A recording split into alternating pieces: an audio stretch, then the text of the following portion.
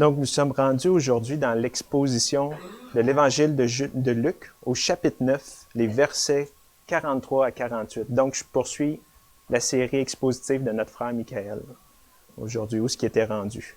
Puis pour faire une petite mise en contexte, vous vous souviendrez qu'il n'y a pas si longtemps que ça, il y a ces dernières prêches, il est arrivé un événement très important. Notre Seigneur Jésus est allé au sommet d'une montagne. Il a choisi 3 de ses apôtres, Pierre, Jean et Jacques, pour l'accompagner, parce qu'ils ont été témoins d'un très grand événement. Puis d'ailleurs, lorsque notre frère en parlait dans la chaire, j'ai réalisé encore plus à quel point cet événement-là était important. Parce qu'il y a eu la manifestation du témoignage de la Trinité. Ils ont été témoins. La nuée qui est descendue, ils ont entendu le témoignage du Père, la voix du Père. Il y a une manifestation trinitaire, pareil comme au baptême de Christ, que Jean-Baptiste avait vu. Il avait entendu la voix du Père. Et il avait vu également le Saint-Esprit descendre sur une forme visible, comme une colombe. Et cette fois-ci, c'est une manifestation encore plus grande. On peut dire la nature véritable de Jésus-Christ également est manifestée à ce moment-là. Il voit à l'œil nu sa majesté resplendissante. Donc, c'est un événement très important et on l'appelle communément la transfiguration, mais on pourrait aussi l'appeler, je pense, le témoignage du Père. C'est tellement important, la voix du Père lui-même, descendu du ciel. Pareil, il y a d'autres événements importants du genre, ça a été quand dans l'Ancien Testament, il a donné les 10 commandements, les 10 paroles du haut de la montagne, et tout Israël l'a entendu. Donc, on a eu ça, très important, qui est arrivé. Après, il est redescendu de la montagne et il était une situation où il y avait un démon que ses disciples n'avaient pas pu chasser. Et donc, la raison était l'incrédulité. Et lui, il l'a chassé. Bien entendu, la puissance de Dieu, la puissance de l'Esprit de Dieu a été manifestée sur la terre dans le ministère de Christ et tous en étaient vraiment éblouis. Et maintenant, poursuivons notre exposition en lisant tout d'abord la parole de Dieu. Et tous furent étonnés de la puissance magnifique de Dieu. Et comme ils étaient tous dans l'admiration de tout ce que Jésus faisait, il dit à ses disciples, « Pour vous, écoutez bien ces paroles.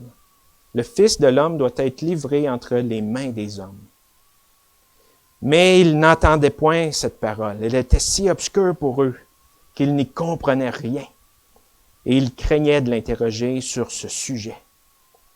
Or, une pensée s'empara d'eux, savoir lequel d'entre eux serait le plus grand. Mais Jésus, voyant la pensée de leur cœur, prit un enfant et le plaça auprès de lui. Et il leur dit, « Quiconque reçoit cet enfant en mon nom, me reçoit. Et quiconque me reçoit, reçoit celui qui m'a envoyé. Car celui d'entre vous tous qui est le plus petit, c'est celui-là qui sera grand. » La parole de Dieu. Prions maintenant.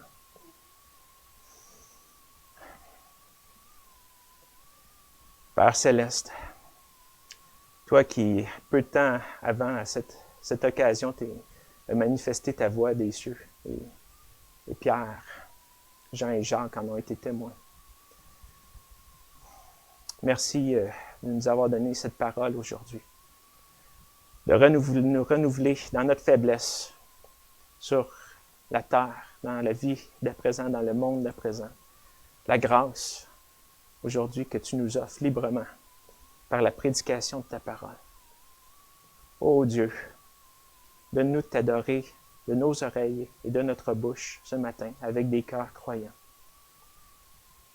Que ton Saint-Esprit nous illumine et qu'il amollisse nos cœurs. Qu'il ne nous laisse pas nous endurcir, Seigneur. Viens à notre secours aujourd'hui pour nous fortifier pour les jours à venir, afin que nous persévérions par ta grâce toute puissante dans tes voies, en témoignage de ce si beau nom, Jésus-Christ, le seul nom qui a été donné sous les cieux par lequel nous puissions être sauvés. Amen.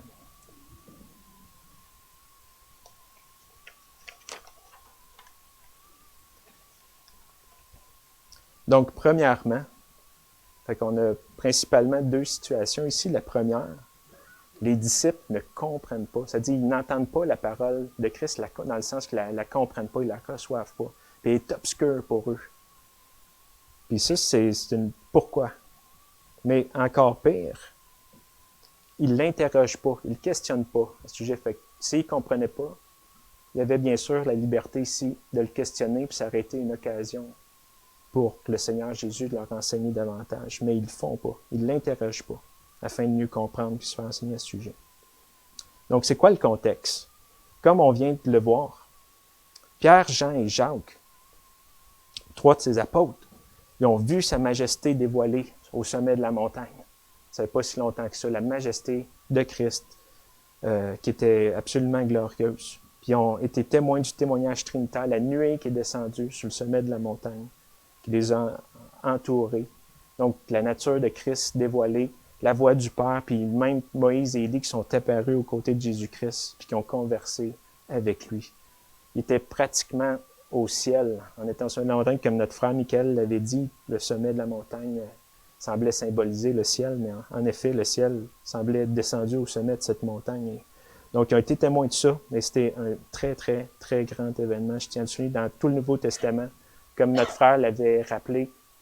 Pierre en reparle dans ses épîtres plus tard. Il revient là-dessus, puis il l'appelle même la Sainte Montagne, parce qu'il a été témoin de la majesté de Christ. Événement très important. Et ensuite, ils ont eu l'épisode où le démon a été chassé, le démon qui faisait faire des crises d'épilepsie aux garçons. Et là, encore une fois, comme on a vu, tous étaient étonnés de la magnifique puissance de Dieu, là où les disciples n'avaient pas pu le faire à cause de l'incrédulité.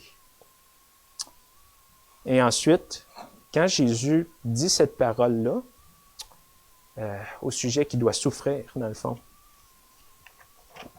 quand notre Seigneur a dit que le Fils de l'homme doit être livré entre les mains des hommes, bien là, il s'appelle le Fils de l'homme. Comme en plusieurs autres occasions, notre Seigneur Jésus s'appelle le Fils de l'homme. Puis comme on le dit souvent, cet aspect-là souligne son humanité, et c'est vrai. Mais lorsqu'il utilise l'expression « Fils de l'homme », ça fait premièrement référence à une expression bien précise dans l'Ancien Testament qu'on retrouve notamment dans Daniel chapitre 7, les versets 13 et 14, dans la vision des 4 grandes bêtes qui représentent les 4 grandes monarchies, puis du règne de Dieu. Donc, lisons seulement les versets 13 et 14, pas la vision au complet. Donc, versets 13 et 14 dans Daniel 7. « Je regardais dans ces visions de la nuit, et je vis comme le Fils de l'homme qui venait sur les nuées des cieux. Et il vint jusqu'à l'Ancien des jours, et on le fit approcher de lui. Et on lui donna la domination, la gloire et le règne. Et tous les peuples, nations et langues le servaient. Sa domination est une domination éternelle qui ne passera point, et son règne ne sera point détruit. » Donc, en s'appelant le Fils de l'homme, Jésus fait référence, allusion du moins, à cette écriture ici, qui est une prophétie très importante sur le Fils de l'homme, qui venait sur les nuées, puis qui parvient jusqu'à l'Ancien des jours, qui est Dieu dans la prophétie. Puis il a fait approcher de lui, il reçoit la domination, la gloire et le règne. Jésus est cette personne-là. Sa majesté dévoilée au sommet de la montagne l'a même confirmé.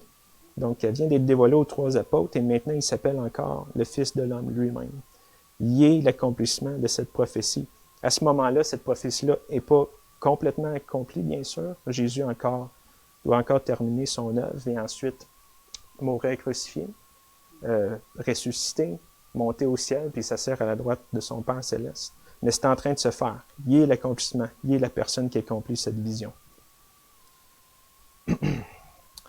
Donc ça, c'est notre contexte.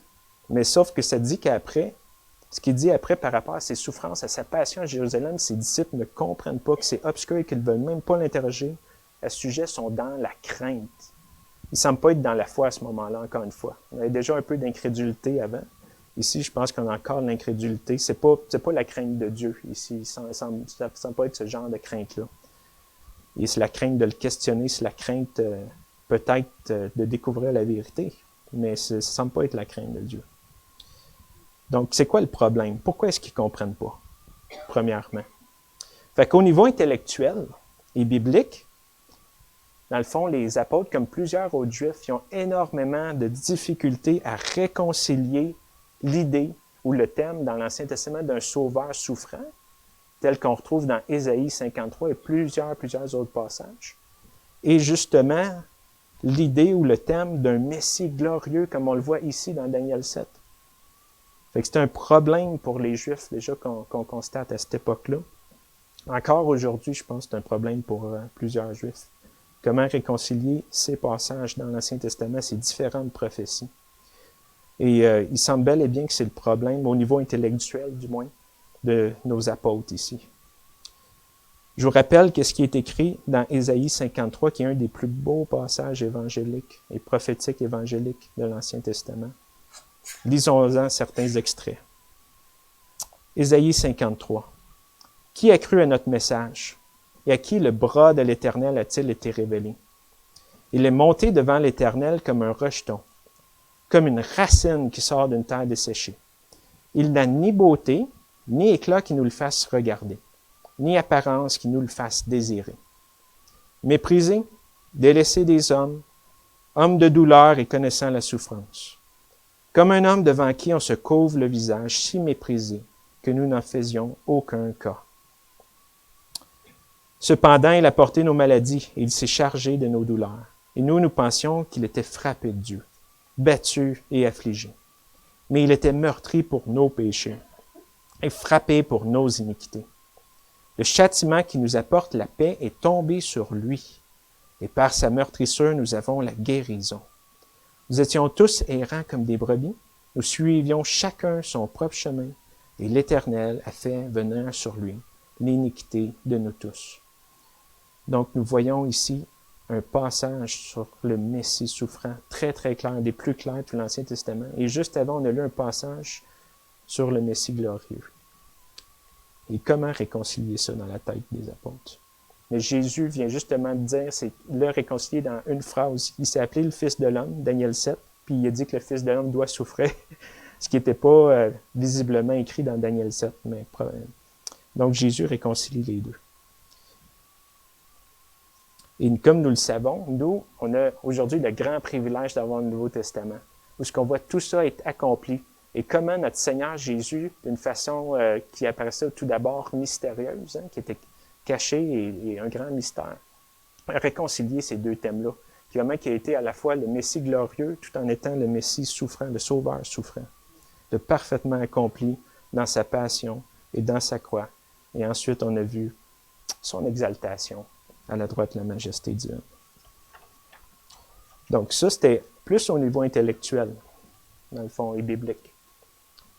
Mais, comme on le sait, on n'est pas des gens neutres et objectifs et sincères et honnêtes. On est des gens compromis au niveau moral. Donc, il y a aussi une question de l'état spirituel des apôtres à ce moment-là. Dans le fond, là, ce qu'on peut voir, c'est avec la crainte puis le refus de l'interroger, c'est que leur cœur, dans le fond, peut-être qu'ils en sont même pas conscients, peut-être ils le sont, mais au fond d'eux-mêmes, là, ils ne veulent pas réconcilier ces deux thèmes-là. Par la foi en Christ, ils ne veulent pas réconcilier ces deux réalités du Sauveur souffrant puis du Messie glorieux. Parce que ça voudrait dire que la gloire de Christ passe par la croix, puis par une vie de croix. Puis que c'est ça l'œuvre de Dieu qui glorifie Dieu. Ça, c'est tout un morceau à accepter pour la chair, pour les pécheurs, pour le monde. Donc, la gloire de Christ passe par la croix et par une vie de croix, puis c'est ça l'œuvre de Dieu. Ça, ils ont de la misère avec ça. Plus tard, beaucoup plus tard, justement, l'apôtre Paul, dans sa première épître aux Corinthiens, le chapitre 2 et le verset 2, il résume la doctrine chrétienne de cette manière. Il dit, « Pour moi, frères, quand je suis venu auprès de vous, je ne suis point venu pour vous annoncer le témoignage de Dieu avec la pompe du discours ou de la sagesse, car je ne me suis pas proposé de savoir autre chose parmi vous que Jésus-Christ et Jésus-Christ crucifié. » Donc, Jésus-Christ et Jésus-Christ crucifié. Paul résume la doctrine chrétienne de cette façon-là. Il ne faut pas penser que Paul veut dire qu'il faisait juste répéter comme un perroquet Jésus-Christ crucifié, puis il n'était pas capable de dire d'autres choses, parce qu'on le voit que c'est pas le cas. Il écrit des longues épîtres. C'est lui qui est qui écrit les plus longues épîtres et les plus compliquées et tout ça. Donc, il ne fait pas juste répéter Jésus-Christ et Jésus-Christ crucifié, mais par là, il résume toute la doctrine chrétienne. Toute la doctrine chrétienne tend à ça, nous ramène à Jésus-Christ et Jésus-Christ crucifié pour une vie de croix à la suite de notre Sauveur. Et à cause que la gloire de Christ passe par la croix. Luc, lui-même l'auteur de notre passage ici, il résume lui aussi la doctrine chrétienne d'une certaine façon à la fin de son évangile au chapitre 24 dans les versets 46 et 47. Il dit, « Et il leur dit, Jésus parle, « Ainsi est-il écrit, ainsi fallait-il que le Christ souffrit et qu'il ressuscita des morts le troisième jour, et qu'on prêchât en son nom la repentance et la rémission des péchés parmi toutes les nations, en commençant par Jérusalem. » Donc ici, on voit que le message chrétien, l'Évangile, il résume ça, qui est annoncé au nom de Jésus-Christ, à la repentance et la rémission ou le pardon, on peut dire, des péchés. Les dettes sont remises, les péchés sont pardonnés. La repentance, c'est un retour à Dieu. Donc, il résume de cette façon-là la repentance et la rémission des péchés. Puis ces deux résumés-là, c'est comme deux côtés d'une même médaille. En disant Jésus-Christ et Jésus-Christ crucifié, on résume très bien la personne et l'œuvre de Christ. Puis en disant la repentance et la rémission des péchés, on résume très bien sa prédication pour le salut des hommes, pour les sauver, pour une vie basée sur ce salut. Et donc, spirituellement parlant, nos chers apôtres ici, donc c'est ça qu'ils ne veulent pas de ça dans leur chair. Ils ne veulent pas de cette croix-là. Ils ne veulent pas de cette croix-là pour leur Christ. Parce que déjà, on voit que parfois, ils ont une petite tendance à se l'approprier. Bien sûr, c'est leur Christ, puis ils ont des conceptions différentes de ce que devrait être Christ, de ce que Jésus lui-même a. Ça arrive. Et Jésus les reprend doucement parfois, ou les reprend sévèrement. Mais là, dans ce cas-là, ici, encore une fois, on a un cas où ils ne veulent pas de ça, de cette conception-là.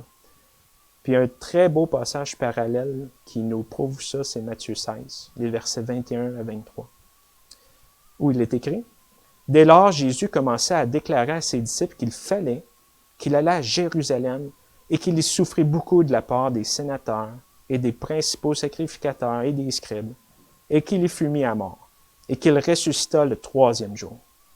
Alors Pierre, l'ayant pris à part, se mit à le reprendre et à lui dire, « À Dieu ne plaise, Seigneur, cela ne t'arrivera point. » Mais Jésus se tournant dit à Pierre, « Arrière de moi, Satan, tu mets en scandale, car tes pensées ne sont pas aux choses de Dieu, mais à celles des hommes. » Fait qu'on voit, avec ce passage-là de Matthieu qui corrobore bien notre passage dans Luc, que une manifestation de Satan dans le ministère des apôtres, qui est un ministère authentique, c'est les vrais apôtres de Christ qui ont été choisis par Jésus lui-même. Déjà, on le sait qu'il y a un traître qui va le trahir à la fin, mais ce n'est pas la seule manifestation satanique dans le ministère authentique, puis on pourrait dire dans l'Église authentique. On voit que Satan est à l'œuvre pour nous attaquer. Puis on le voit déjà à l'œuvre parmi les apôtres ici. Donc, les 12 apôtres ici qui ont des pensées qui portent aux choses des hommes et non à celles de Dieu. Fait que je pense que c'est encore le cas dans notre passage de Luc ici. Puis la suite des choses va nous le prouver encore plus. Ils ne veulent pas comprendre. Puis ils ne lui demandent pas. Ils ont peur de comprendre parce qu'ils ont peur de ce que la vérité implique pour eux. De ce que la vérité implique pour leur vision du monde qu'ils préfèrent, qu'est-ce que ça implique pour leur vie. C'est le refus de la croix.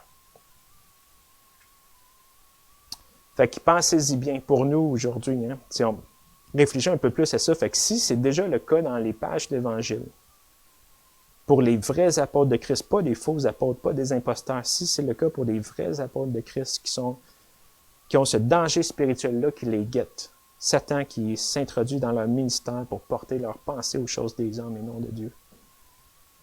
Je pense que ça nous concerne aussi aujourd'hui. Puis c'est pour ça que c'est écrit dans ces pages-là de l'Évangile aussi pour nous. C'est pas juste pour qu'on pense que les apôtres sont ridicules ou sont imbéciles des fois. Mais c'est vraiment pour nous, parce qu'on n'est pas mieux qu'eux. Donc, en reprenant Pierre, puis en l'appelant Satan dans Matthieu 16, Christ a à tout jamais repris, pas juste Pierre, mais en l'écrivant les pages d'Évangile, tous les pasteurs, puis pas juste les pasteurs aussi, les membres aussi, on ne va pas s'exclure. Tous les pasteurs qui s'opposent au Christ en pensant aux choses des hommes. Mais ce que je veux dire, c'est que même les pasteurs ne sont pas au-dessus de ça. Donc, c'est un sérieux avertissement qui résonne encore aujourd'hui. Donc, arrière de moi, Satan, dit Christ. Parce que Satan se manifeste de cette manière dans le ministère de l'Église et dans l'Église, comme il l'a fait parmi les apôtres. L'Église de Christ, la vraie Église sur terre, pas la fausse Église, pas les contrefaçons. Même la vraie Église qui est orthodoxe en doctrine est en danger de ça, en danger de s'opposer à Christ en ayant des pensées qui portent aux choses des hommes au lieu de Dieu, comme les apôtres. Donc, pas besoin d'être une fausse Église pour ça. Donc, quand elle craint les hommes plutôt que Dieu, par exemple, quand elle veut la gloire sans la croix, Jésus nous dit, Satan, arrière de moi. Puis ça nous arrive bien souvent. Parce que ça, c'est quelque chose qui revient comme un peu par défaut quand on n'y prend pas garde. C'est ça, la gloire sans la croix. Naturellement, dans la chair, avec le péché vide dans notre chair, on ne la veut pas, la croix. Donc, les vrais apôtres ne veulent pas réconcilier la gloire et la croix pour eux-mêmes. Selon la chair, ils désirent la gloire, mais sans passer par la croix. Ils désirent un Christ sans croix, un Jésus non crucifié. Ils veulent, peut-être du moins Pierre, Jean et Jacques, s'accaparer la gloire et la majesté de Christ qu'ils ont vu sur la Sainte Montagne. Ils veulent la gloire et la puissance de Dieu qui a été manifestée dans le ministère terrestre de Christ qui chasse les démons. Oui, ça, ils ont eu ces vraies révélations-là, sont témoins de ça, mais ils veulent le détourner à leur propre fin, les fins de la chair. Fait que nous aussi, selon la chair traîtresse qui est habitée par le péché, encore aujourd'hui, on peut se servir, puis on le fait souvent, de la gloire révélée du Christ et même de la pure et bonne doctrine qui nous a été enseignée, mais on la détourne à nos propres fins, car nos pensées sont bien souvent aux choses des hommes et non de Dieu. Donc, prenons garde, c'est un avertissement pour nous. Et comme de raison, la suite des choses, c'est le fameux raisonnement, le débat sur lequel est le plus grand entre eux, parmi eux. Fait que voyez-vous maintenant, quand on comprend bien ce qui précède, que ce qui arrive là, dans le fond, est un fruit tout à fait logique de leur état d'esprit et de cœur qu'il y avait avant. Ça suit bien ce qui précède.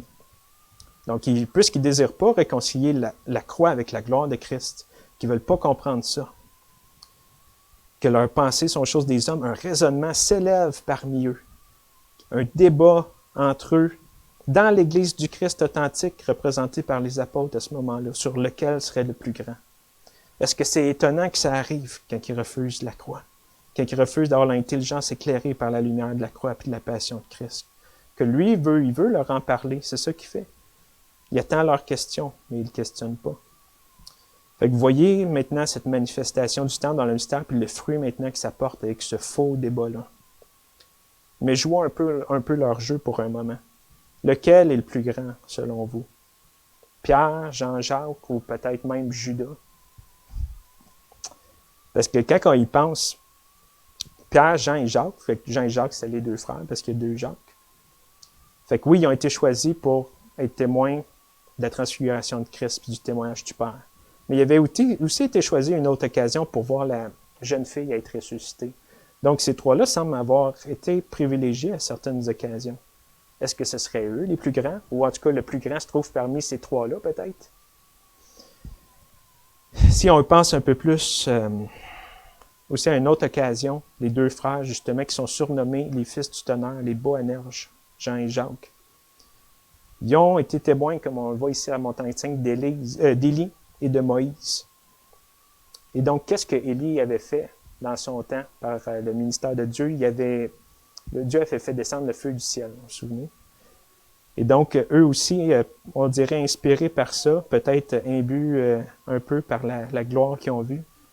Quand le Christ est refusé dans un village de Samaritains, qu'ils ne le reçoivent pas parce qu'il va à Jérusalem, ils veulent le détruire. Ils demandent à Christ l'autorisation de faire descendre le feu du ciel pour tuer tous ses habitants et exterminer ce village-là.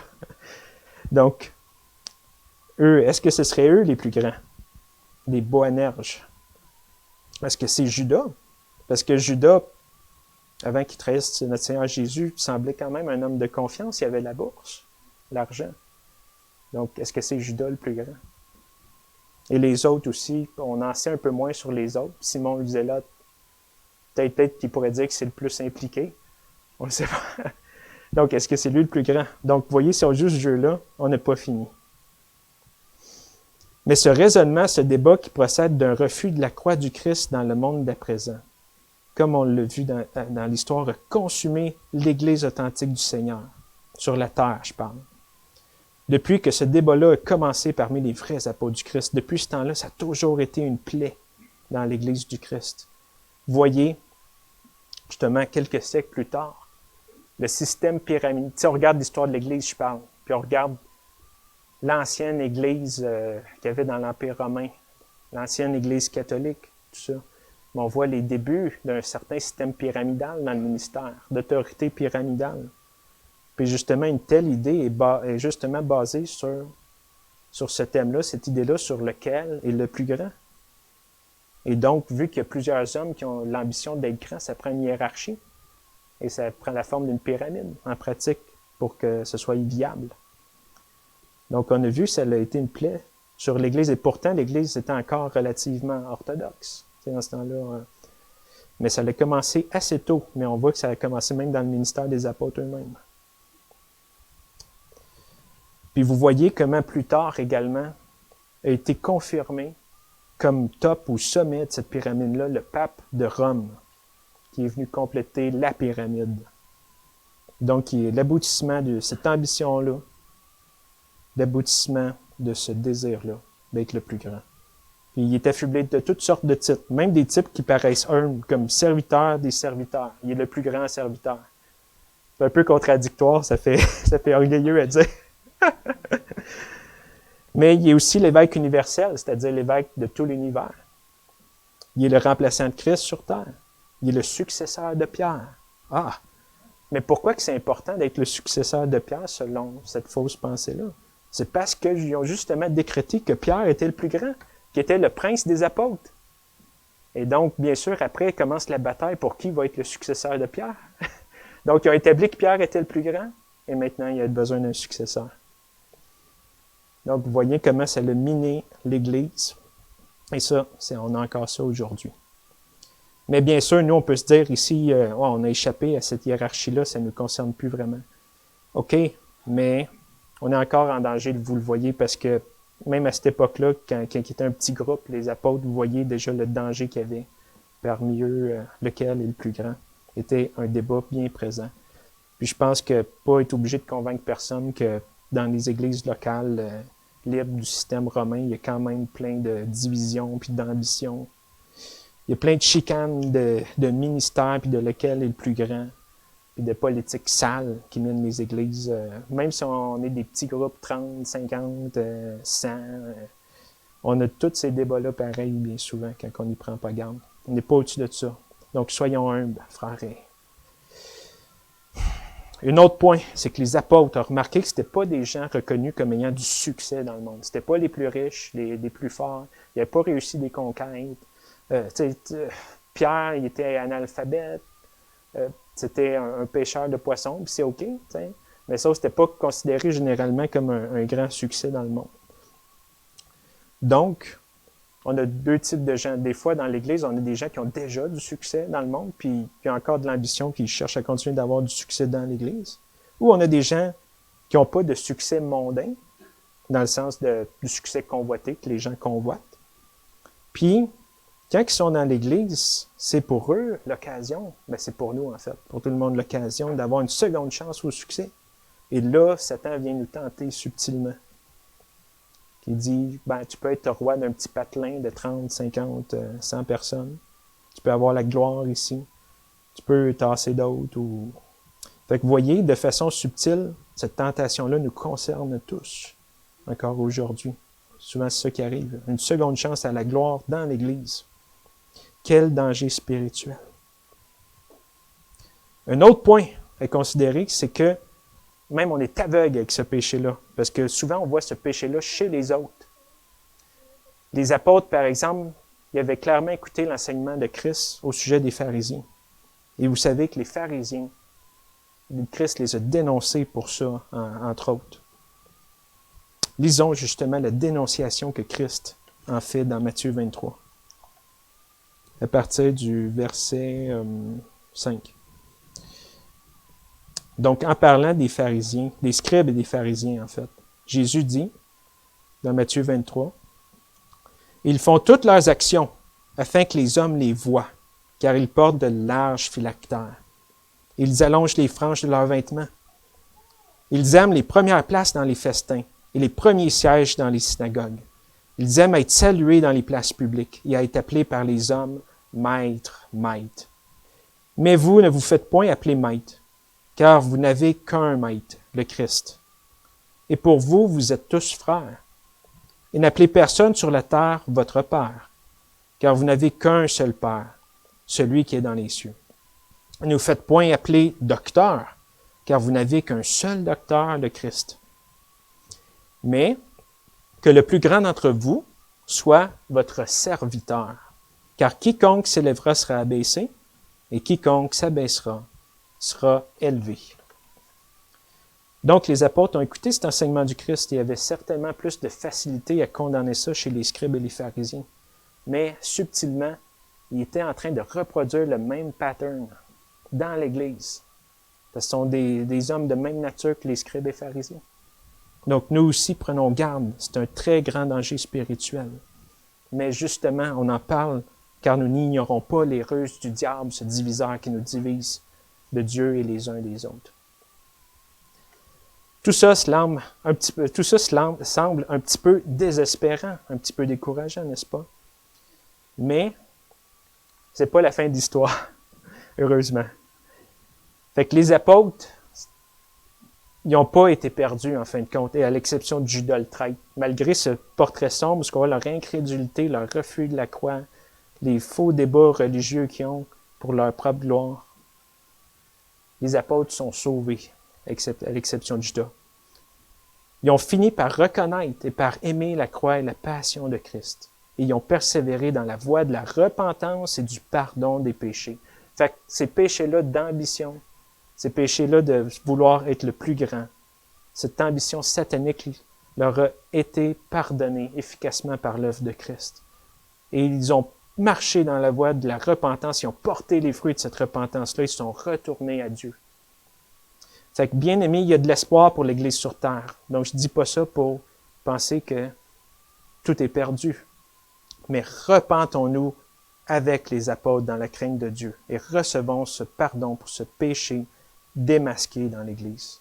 Ce qui est important, c'est de démasquer ce péché-là et de faire la lumière là-dessus, afin qu'on puisse s'en repentir et aller à Dieu, retourner à Dieu et se garder des ruses du diable. Puis on va faire ça parce que Jésus, notre seul Seigneur, dont la majesté a été révélée au sommet de la sainte montagne, il a caché sa gloire, comme vous voyez. Il l'a révélé un bref instant aux 3 apôtres, mais le reste du temps, il l'a caché. Il a caché sa gloire, puis il s'est abaissé. Il s'est abaissé, il n'a pas recherché à être le plus grand. Il n'a pas recherché à être le plus grand, mais il l'était pourtant. Mais il n'a pas recherché à être le plus grand, même parmi ses disciples, car il est écrit dans Jean, chapitre 13. Avant la fête de Pâques, Jésus, sachant que son heure était venue pour passer de ce monde au Père, comme il avait aimé les siens qui étaient dans le monde, il les aima jusqu'à la fin.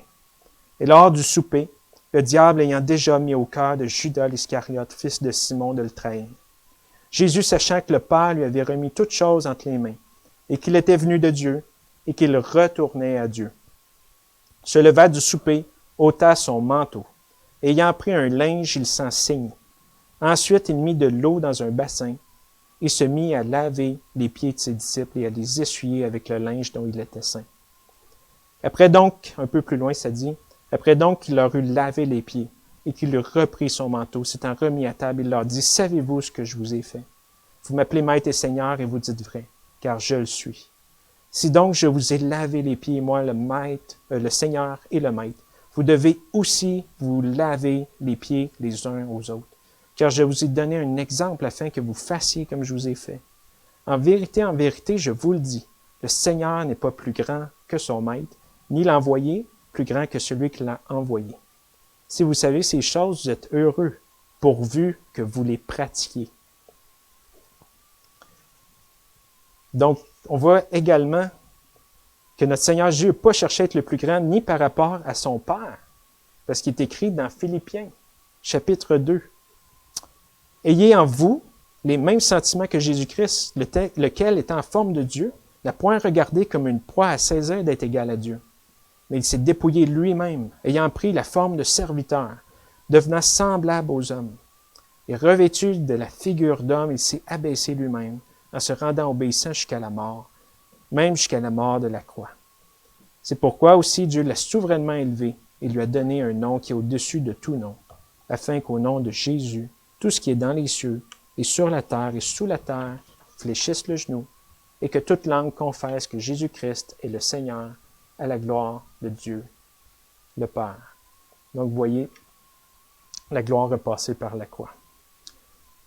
Donc, finalement, pour illustrer ce point, Christ a placé un petit enfant devant eux à ses côtés. Mais réalisons bien, frères, que l'abaissement de Christ qu'on vient de parler ici est infiniment, incomparablement plus grand que d'être abaissé au statut d'un enfant. Même pour un adulte. Supposons qu'on pourrait redevenir un enfant. L'abaissement de Christ est infiniment et incomparablement plus grand que ça, et même on n'en comprendra jamais toute l'ampleur. Dieu s'est fait homme, même petit enfant dans les bras de la Vierge Marie. Il s'est abaissé même jusqu'à être couvert d'opprobre et crucifié pour nous et pour notre salut. Et ici, dans les pages d'Évangile, nous donne à nous et aux apôtres cet enfant en exemple. Donc, écoutons-le et faisons-nous volontairement petits. Soyons pas forcés d'être petits, mais faisons-nous volontairement petits. Comme il l'a dit qu'on l'a lu, mais que le plus grand d'entre vous soit votre serviteur, car quiconque s'élèvera sera abaissé, et quiconque s'abaissera sera élevé. Remarquez bien ici que Christ n'a pas placé à ses côtés ni Pierre, ni Jean, ni Jacques, ni aucun autre. Il n'a pas placé à ses côtés ni aucun des trois qui avait été choisi pour voir sa majesté dévoilée et entendre le témoignage de la voix du Père sur la Sainte Montagne.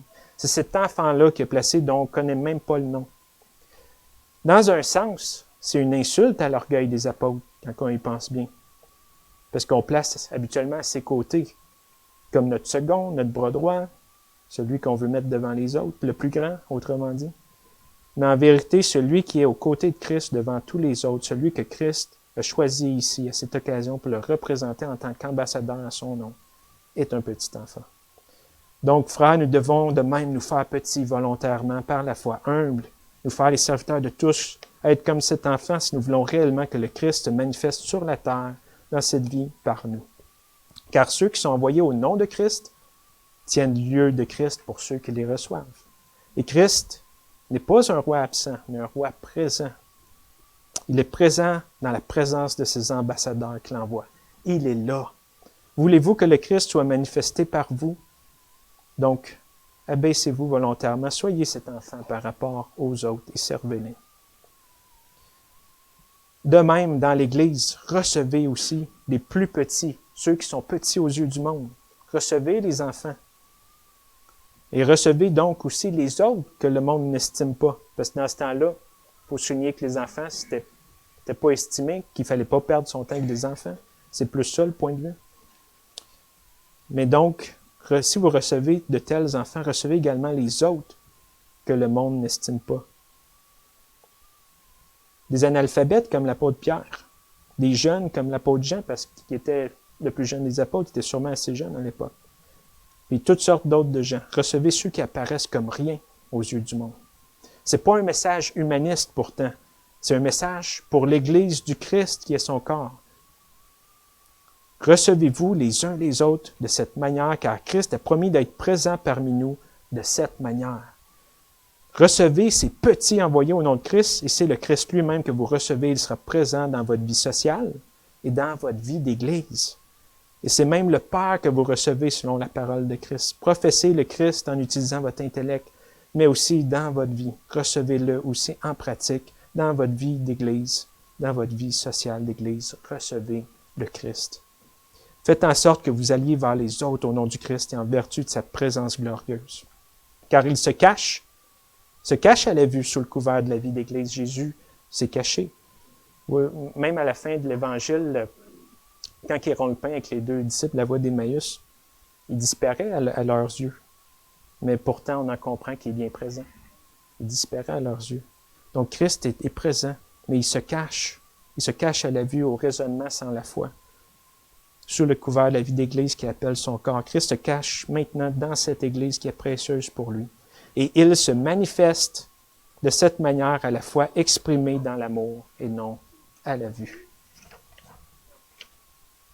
Pour conclure, donc vous vous souvenez également peut-être que dans la première épître de Jean, chapitre 3, il nous dit qu'on est à présent enfant de Dieu et que notre nature véritable est cachée, et qu'on va être manifestée plus tard. On va être révélé au dernier jour. Donc, nous aussi, abaissons-nous volontairement pendant que notre gloire véritable est cachée. On est à présent enfant de Dieu, frère bien-aimé, mais c'est caché. Et c'est le temps de l'abaissement encore pour nous. C'est le temps de la vie de la croix. On est encore de ce côté-ci de la croix. On n'est pas encore sorti du monde comme Christ. Donc, abaissez-vous, frères et sœurs, volontairement pendant votre vie passagère sur terre, à la suite du Christ, qui a caché sa gloire et s'est abaissé. Chargeons-nous de notre croix, à la suite de notre bon Maître, qui a déjà tout fait pour nous. Il continue encore aujourd'hui, dans le temps de sa patience, à s'abaisser de telle sorte qu'il pouvait même dire, longtemps après sa propre crucifixion et sa résurrection, il pouvait même dire à Saul de Tarse, « Saul, Saul, pourquoi me persécutes-tu? » Il persécutait l'Église de Christ. À la vue, il n'avait pas eu conscience de persécuter Jésus de Nazareth. Mais il lui dit, « Saul, Saul, pourquoi me persécutes-tu? » Fait que quand nous sommes envoyés au nom de Jésus, en son nom, il est présent avec nous et nos persécutions sont ses persécutions. Le Christ se cache sous des contraires, des apparences contraires dans les petits au lieu des grands. Heureux vous qui croyez en lui, qu'il ne vous offusquez pas cela. Donc repentons-nous de l'ambition des apôtres d'être le plus grand. Reconnaissons la foi de la croix de Christ pour nos vies. Abaissons-nous volontairement comme lui, comme Christ. Et dans cette voie de Christ, découvrons par la foi le Christ présent dans nos vies et dans la personne de nos frères et sœurs qui nous sont envoyés. Dieu, Père, Fils et Saint-Esprit, est avec vous pour cela. Ayons maintenant un court mot de prière pour conclure. Père Saint, c'est là une bien grande écriture, un bien grand passage. Et quoique ça apparaît très lourd au début, je te rends grâce d'avoir démasqué et condamné cette ruse de Satan qui s'attaque et qui agit dans ton Église, et ce, depuis même ton ministère terrestre parmi les apôtres que tu avais choisis en personne et qui mangeaient avec toi et qui t'accompagnaient en tout temps. Oh, donne-nous de prendre garde à l'avertissement. Mais je te rends grâce pour l'espérance que tu mets devant nos yeux, qu'avec les apôtres également, si nous partageons leur travers, nous partageons également leur grâce et le secours que tu leur as offert. Et je te prie, Seigneur, encore aujourd'hui de nous secourir, cette petite Église, et nous plaidons également pour nos frères et sœurs en d'autres lieux. Dieu, nous voulons nous attacher à toi. Dieu, avoir ton secours pour nous sauver de nous-mêmes, nous sauver du diable utilisant nos travers contre nous-mêmes. Donc, je te prie de donner de la paix, de multiplier ta paix et ta grâce à cette Église et de faire en sorte qu'on puisse, par la foi et dans l'amour, se recevoir les uns les autres et ainsi recevoir le Christ que tu as envoyé dans le monde. Merci, Amen.